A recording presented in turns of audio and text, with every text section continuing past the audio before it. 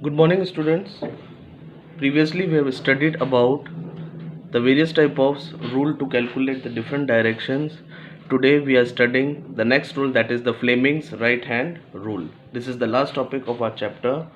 Now, what is the meaning of the Fleming's right hand rule and how we can use? Now we have studied the process electromagnetic induction. Moving a bar magnet towards a coil. When we are moving a magnet towards the coil, we have seen that it has induced the electric current in the coil. Now, whenever a bar magnet it is moved towards the coil, and electric current is induced, or we can say the induced current, which can be detected by the galvanometer. And this direction of the induced current, it is given by the Fleming's right hand rule. So you have to study Fleming's right hand rule, and this rule will explain how we can find out the direction of the induced current. Now, what does it state? It states that when the forefinger, middle finger and the thumb of the right hand are stretched at right angle to each other, then the each finger will show some different type of the, like if we see, the forefinger will show the direction of magnetic field, the middle finger will show the direction of induced current, and the thumb will show the direction of the motion of conductor.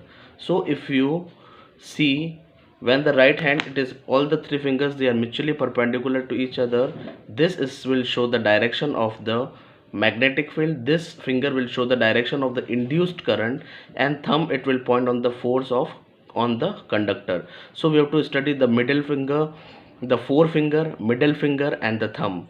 The thumb is the force on the motion of the conductor.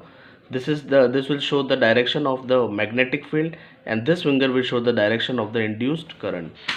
So it states that the forefinger, middle finger and the thumb of the right hand, when they are stretched at right angle to each other, then the forefinger will show the direction of magnetic field, middle finger will show the direction of the induced current, and the thumb will show the direction of the motion of conductor.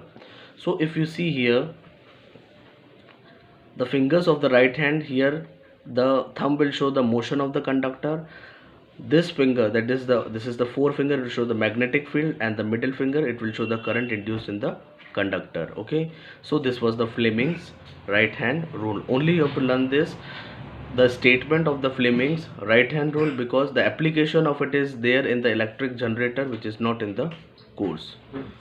Now next we have to start with the chapter light, reflection and refraction. Now first we have to study what is the meaning of the light. Light, it is the form of energy. It is, or like we have the sound energy, heat energy, there is a light, it is the form of energy which give us sensation of vision. Because of the light we are able to see, so because of light it give us sensation of vision. So we'll say light is the form of energy which give us sensation of vision. Because of the light we are able to see. Light always travels in a straight line. Okay, there is a word called rectilinear propagation. And what is the meaning of the rectilinear propagation? That light always travels in a straight line. So when the light travels in a straight line, it is called as rectilinear propagation. It travels with a speed of 3 multiplied 10 to the power 8 meter per second. So light always travels in a straight line. This is rectilinear propagation with the speed of 3 multiplied 10 to the power 8 meter per second. Now next, if we study what is the meaning of reflection of light. The phenomenon of bouncing by whenever the light is struck. If we see, this is the smooth surface on which the light is striking. If suppose the ray, it is striking at this point it is called as point of incidence, and the ray which is coming and striking on this smooth surface, this ray will be called as incident ray. So what is the phenomenon of reflection? The phenomenon of bouncing, whatever light is striking, it will be reflected back into the same medium. If you see here, the medium is the air. The light was striking when the medium was the air, and again it is reflecting back. The light is incidenting when the medium was air, and again it is reflecting back in the same medium, that is the air. Okay, so the phenomenon of bouncing back light reflect in the it is the phenomenon of bouncing back light in the same medium on striking the smooth surface. So this bouncing process, it is called as a reflection of light. The light which is striking, it is called as an incident ray. Which is reflecting, it is called as an reflected ray. And this point, it is called as the point of incidence. Okay, now this is the 90-degree angle we are making here, which is called as the normal. So this angle between the incident ray and the angle between the incident ray and the normal, it will be called as an angle of incidence. And the angle between the normal and the reflected ray would be called as an angle of reflection. So this angle which is there between the incident ray and the normal, it is angle of incidence. And this angle r between the normal and the reflected ray, it will be called as angle of reflection. Now there are some laws of reflection which we have to study here. Now if we see that this incident ray, point of incidence, and the reflected ray, they should lie on the same plane. According to laws of reflection, the incident ray, this is point of incidence, and the reflected ray, all should lie on the same plane. And this angle of incidence should always be equal to angle of reflection. If we see laws of reflection, there are two laws of reflection. In the first, the angle of incidence is always equal to the angle of reflection. So we can say here angle I should always be equal to angle R. The angle I means this is the angle of incident, it should always be equal to the angle of reflection. Second, the incident ray, reflected ray, and the normal at the point of, this is the point of incidence, they all lie in the same plane.